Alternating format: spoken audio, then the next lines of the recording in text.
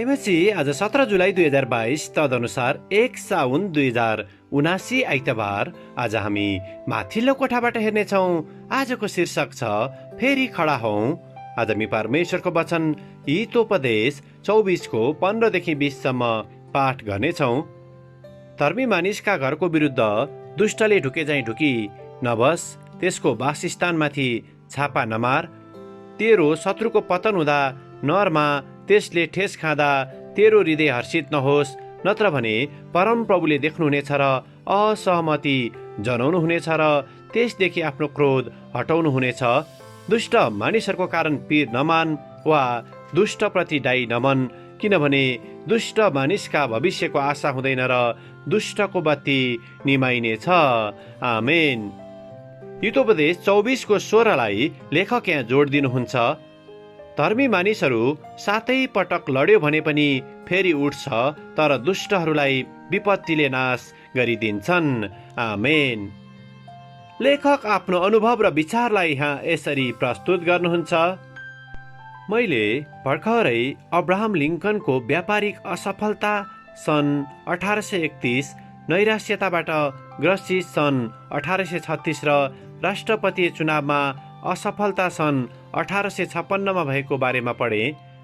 Abraham लिङ्कनले निराश भएर प्रयास गर्न चाहिँ छोडेनन्।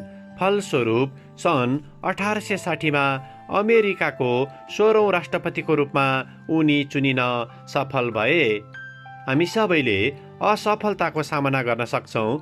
यद्यपि हामी विश्वासी भए तापनि हामीले आफ्नो पढाइ, पारिवारिक जीवन, सम्बन्ध, विभिन्न कामहरू र व्यापारमा असफलताको अनुभव गर्न सक्छौँ। हाम्रा कमजोरीहरू समस्या नभई त्यसबाट हामी शिथिल हुनु चाहिँ ठुलो समस्या हो।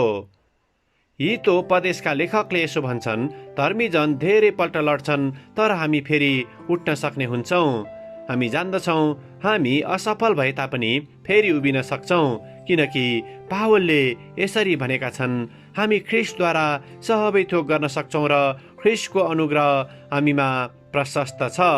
फिलिपी 4 को 13 र दोस्रो कोरिन्थी 12 को 9।